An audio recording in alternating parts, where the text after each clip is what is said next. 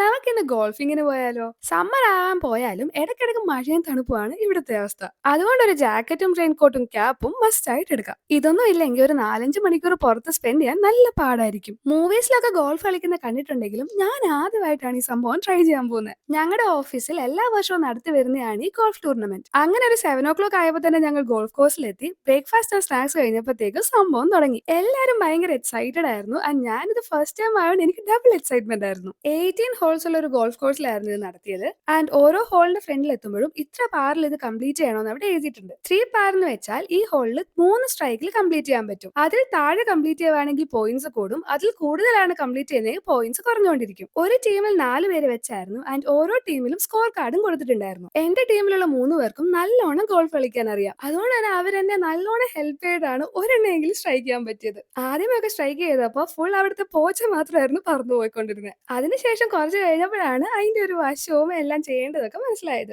വലിയൊരു ഏരിയയിൽ ഇടയ്ക്ക് പോണ്ടൊക്കെ ആയിട്ടാണ് ഇവർ ഗോൾഫ് കോഴ്സ് സെറ്റ് ചെയ്തേക്കുന്നത്. അതേപോലെ ഇടയ്ക്കിടയ്ക്ക് ഗോൾഫ് കാർട്ടിൽ സ്നാക്സ് ആൻഡ് ഡ്രിങ്ക്സ് ഇവർ സെർവ് ചെയ്യുന്നുണ്ടായിരുന്നു. ഫസ്റ്റ് ഞാൻ വിചാരിച്ച ഗോൾഫ് ഒക്കെ ഭയങ്കര ബോറിംഗ് ആണെന്നാണ്. പക്ഷെ ഈ ടീമിന്റെ കൂടെ ഇറ്റ് വാസ് റിയലി ഫൺ. പാട്ടൊക്കെ ഇട്ട് ഡാൻസ് ഒക്കെ കളിച്ച് സൂപ്പർ ആയിരുന്നു.